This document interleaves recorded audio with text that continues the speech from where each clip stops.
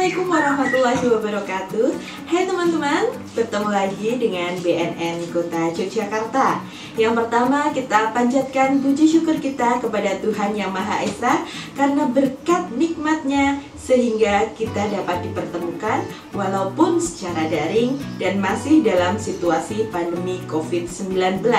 Kita selalu berdoa semoga pandemi ini segera berlalu dan kita dapat dipertemukan secara tatap muka.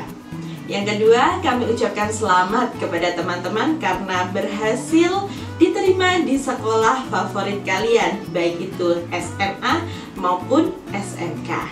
Nah, teman-teman, di sini kami dari BNN Kota Yogyakarta akan berbagi dengan kalian kaitannya dengan narkoba. Seperti apa? Apa yang akan kita bahas? Yang pertama, latar belakang dulu. Kenapa kami perlu untuk menginformasikan tentang bahaya narkoba kepada teman-teman semua? Kita tahu sendiri bahwa pada saat ini Indonesia sedang berada dalam kondisi darurat narkoba. Kenapa Indonesia darurat narkoba? Karena letak posisi Indonesia itu sendiri. Indonesia merupakan negara kepulauan sehingga banyak celah atau jalur tikus yang bisa dimanfaatkan oleh para sindikat di luar sana untuk mengedarkan narkoba di Indonesia. Untuk Yogyakarta sendiri, teman-teman, berdasarkan survei dari BNN yang dirilis tahun 2020, Jogja atau DIY berada di peringkat nomor 5 dari seluruh Indonesia dengan total prevalensi sebesar 2,3% atau 2,3% dari penduduk DIY itu pernah menggunakan narkoba. Nah, teman-teman, kita juga harus tahu nih, apa saja sih jenis narkoba yang lagi marak digunakan di kalangan anak muda. Nah, berdasarkan survei dari BNN juga menyebutkan bahwa ada 3 jenis narkoba yang paling banyak dikonsumsi 1 tahun terakhir ini. Yang pertama, ganja sebanyak 65,5%. Dan yang kedua, sabu 38%, dan yang terakhir adalah ekstasi 18%. Perlu teman-teman tahu ya bahwa ganja itu di Indonesia masih ilegal. Ganja masih termasuk dalam narkotika golongan 1, jadi dilarang untuk dikonsumsi. Tadi Melulu sudah menyebutkan bahwa DIY berada di posisi kelima dalam penyalahgunaan narkoba se-Indonesia. Mengapa nih DIY rawan? Karena yang pertama kita tahu, kota pendidikan, kota wisata, banyak kampung turisnya, terus memiliki banyak hotel, kos, pondokan, kontrakan yang itu tidak ada induk semangnya atau tidak ada penjaganya. Selain itu, DIY juga memiliki 3,84 juta jiwa penduduk, dan di DIY terdapat 29.132 orang penduduk yang pernah menyalahgunakan narkoba, dengan jumlah penyalahguna laki-laki 28.127 orang dan perempuan 1.005 orang. Nah, setelah kalian tahu latar belakang penyalahgunaan narkoba di Indonesia maupun di Yogyakarta, sekarang kita masuk dalam pembahasan apa itu narkoba. Nah, teman-teman, narkoba itu berasal dari 3 kata. Nar untuk narkotika, ko untuk psikotropika, dan ba untuk bahan adiktif. Narkotika merupakan zat atau obat, baik itu dari tanaman maupun bukan tanaman, yang sintetis maupun semi-sintetis, yang dapat menyebabkan penurunan terhadap perubahan kesadaran, hilangnya rasa, mengurangi sampai menghilangkan rasa nyeri, dan menimbulkan ketergantungan. Nah, narkotika sendiri dibagi dalam 3 golongan, teman-teman. Ada golongan 1, 2, dan 3. Golongan 1 itu tidak digunakan dalam pengobatan, dia hanya digunakan untuk penelitian saja.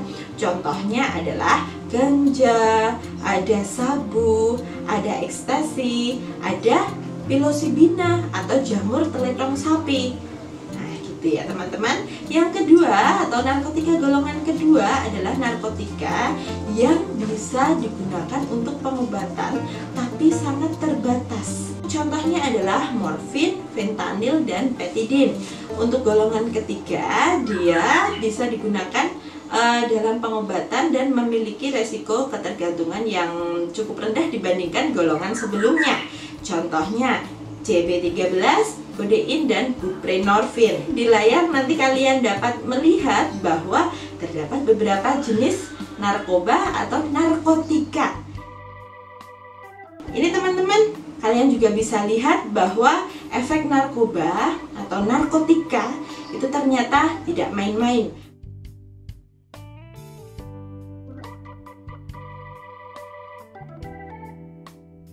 Lanjut ke psikotropika. Nah, psikotropika adalah zat atau obat baik alami maupun sintetis yang bukan narkotika yang berkhasiat psikoaktif melalui pengaruh selektif pada susunan saraf pusat yang menyebabkan perubahan khas pada aktivitas mental dan perilaku. Nah, untuk penyaluran psikotropika sendiri teman-teman hanya boleh dilakukan di 3 tempat: pabrik obat, pedagang besar farmasi, dan sarana penyimpanan sediaan farmasi pemerintah. Jadi salah kalau kalian itu menggunakan psikotropika. Kemudian psikotropika itu diserahkan pada pasien-pasien ke tempat-tempat, yaitu apotek, balai pengobatan, puskesmas, rumah sakit. Nah, penyerahannya harus berdasarkan resep dokter. Tapi kita lihat fakta di lapangan bahwa ternyata banyak psikotropika yang disalahgunakan. Padahal itu sangat berbahaya jika kita mengkonsumsinya. Nanti bisa menyerang saraf otak kita sehingga menimbulkan ketergantungan dan menyebabkan saraf-saraf tersebut rusak. Apakah ketika saraf rusak bisa diperbaiki? Tentu saja sangat susah. Makanya tidak usah menyalahgunakan psikotropika. Contohnya apa saja sih Mbak psikotropika itu? Nih, ada yang namanya alprazolam, ada tramadol, ada dumolit, ada trihek, segala macam. Kalau untuk penyalahgunaan psikotropika sendiri bisa menimbulkan berbagai jenis penyakit. Dari efek tersebut tidak ada yang positif kan? Semuanya negatif.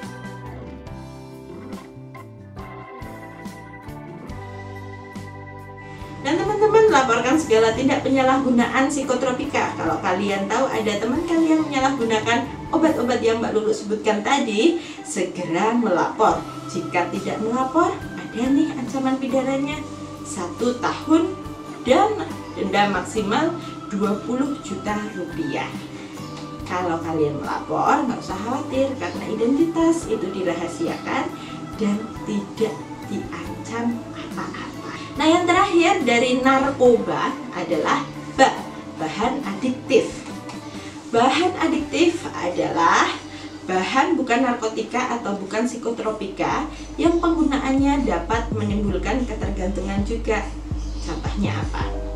Miras atau minuman keras, minuman beralkohol yang mengandung etanol. Nah, etanol sendiri merupakan zat psikoaktif yang bisa menurunkan kesadaran kita. Nah, alkohol dihasilkan dari proses fermentasi dan penyulingan. Ada alkohol golongan A, B, dan C. Dan kemudian ada dampak alkohol bagi tubuh kita. Yang pertama, alkohol menyebabkan kerusakan organ dalam tubuh seperti lambung, usus, dan hati. Dan alkohol juga menyebabkan kerusakan bagi otak. Selain alkohol, yang namanya bahan adiktif tadi adalah rokok. Nih yang sering kalian lihat. Ternyata rokok itu dalam sebatang rokoknya ada 4000 senyawa kimia, 400 zat yang berbahaya dan 43 zat karsinogen atau zat yang menyebabkan kanker. 3 zat yang berbahaya dalam rokok itu meliputi tar. Tar itu menyebabkan batuk dan sesak nafas. Kemudian nikotin menyebabkan tekanan darah meningkat dan jantung berdebar. Karbon monoksida berpengaruh negatif terhadap pernafasan dan pembuluh darah. Nah, selain rokok yang konvensional tadi, sekarang ini ternyata marak rokok elektrik atau vapor. Itu berbahaya atau tidak sih Mbak? Ternyata rokok elektrik dan vapor sama berbahayanya karena dia mengandung nikotin yang memicu depresi, kepala pusing, tubuh gemetar, nafas terengah-engah, kerusakan paru, kanker, penyempitan pembuluh darah. Selain itu, dia juga mengandung propilen glikol, mengiritasi paru dan mata, gangguan pernafasan, asma, sesak nafas, dan obstruksi jalan nafas, dan mengandung perisadiasetil atau zat yang menyebabkan penyakit paru obstruksi kronis. Masalah yang muncul pada pelajar yang merokok nih, kecanduan rokok bisa karena sifatnya adiktif. 2. Mengganggu prestasi di sekolah. 3. Imunitas menurun dan timbul masalah kulit, paru, dan plak pada gigi. Terakhir nih, yang termasuk dalam golongan adiktif adalah inhalan. Inhalan adalah zat yang dihirup. Nah, yang berbahaya adalah zat solvennya. Zat solvennya itu menyebabkan pusing, mengantuk, diare, sakit kepala, kerusakan jantung, hati, ginjal, kerusakan daya ingat dan kecerdasan, dan hilang berat badan hingga kematian karena gagal jantung atau sesak nafas akibat oksigen. Itu tadi teman-teman dari narkoba, narkotika, psikotropika, dan bahan adiktif lainnya. Bagaimana bahayanya? Itu tadi sudah dijelaskan sama Mbak Lulu dan apa saja macam-macamnya. Nah, makanya nih di sini Mbak Lulu kasih tips juga sebagai bekal kalian untuk menghadapi resiko penyalahgunaan narkoba. Yang pertama, tips pertama adalah mengembangkan kualitas diri kalian. Kalian tentu punya idola. Nah, cara mengembangkan kualitas diri adalah mengembangkan atau membreakdown sifat-sifat baik dari idola kamu itu yang bisa kalian tiru dan kalian kembangkan untuk menjadi seseorang yang keren seperti itu. Misalnya, adil, bersahabat, membantu, jujur, dapat diandalkan, setia, baik, dan lain sebagainya. Yang kedua adalah mampu mengelola atau mengendalikan stres kalian. Stres itu apa sih? Stres adalah keadaan yang membuat seseorang merasa tertekan sehingga dia merasa tidak nyaman. Penyebab stres ada macam-macam. Ada dari rumah, stres dari rumah. Ada stres yang timbul dari sekolah maupun stres dari tempat yang lainnya. Terus bagaimana ya saya tahu kalau saya itu sedang stres? Ada nih tanda stres, sakit kepala, tangan berkeringat, sakit perut, dan sebagainya. Nah, itu masing-masing tanda stres itu berbeda tiap orang. Jadi kalian harus memahami tubuh kalian sendiri. Dan bagaimana kunci mengatasi stres? Kita kasih tips juga nih. Kalau kalian merasakan stres, kalian bisa latihan pernafasan, nafas pelan dan lembut. Tinggalkan situasi yang membuat kita stres.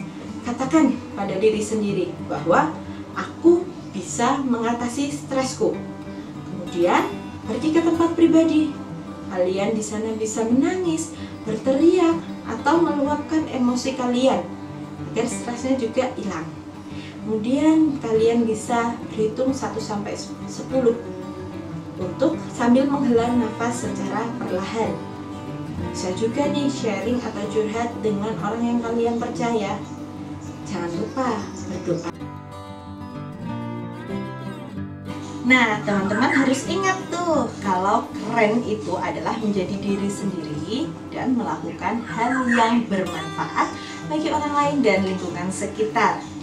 Tapi ketika kalian berada di posisi ditekan teman-teman untuk melakukan sesuatu atau diajak melakukan sesuatu atau diajak pergi ke suatu tempat, ada tips untuk mengatakan tidak terhadap ajakan tersebut. Yang pertama, kalian harus bertanya. Pertanyaannya adalah, ketika kalian ditawari sesuatu, apa itu? Dari mana itu? Kemudian, ketika kalian diajak untuk berkumpul, kalian harus tanya, di mana? Siapa yang mau berkumpul? Ada orang tua atau enggak di sana? Jangan-jangan ada resiko enggak ketika kita berkumpul di sana? Itu tips yang pertama. Tips yang kedua atau langkah yang kedua untuk mengatakan tidak adalah, jika tidak benar cepat katakan tidak. Jika tawaran temanmu itu dirasa tidak baik, berhenti bertanya dan cepat katakan tidak, terima kasih. Yang ketiga, kalian bisa mengusulkan kegiatan lain. Daripada melakukan itu, yuk kita ngaji aja, yuk kita pergi ke perpustakaan aja, atau kegiatan lain yang lebih mengasihkan, tapi tidak berbahaya dan tidak menimbulkan resiko. Tapi kalau teman kalian itu tetap kekeh untuk mengajak kalian melakukan sesuatu yang negatif tadi, ya udah, pergi saja, tinggalkan teman kalian. Tips selanjutnya adalah untuk kalian mencegah penyalahgunaan narkoba, selalu melakukan aktivitas positif, selalu berdoa kepada Tuhan Yang Maha Esa, jagalah kesehatan, jadilah diri sendiri dan jangan mudah terbujuk dari godaan atau rayuan teman. Jadikan keluargamu sebagai teman terbaikmu dan ingat yang tadi, berani menolak ketika diajak untuk menyalahgunakan narkoba. Nah, demikian teman-teman dari kami BNN Kota Yogyakarta. Selalu ingat untuk menerapkan 5M untuk meminimalkan resiko paparan COVID-19. Semoga kita selalu sehat dalam lindungannya dan terapkan pola hidup 100% sadar, sehat, produktif, dan bahagia tanpa narkoba. Demikian dari Mbak Lulu, ada kurang lebihnya Mbak Lulu ucapkan terima kasih. Wassalamualaikum warahmatullahi wabarakatuh.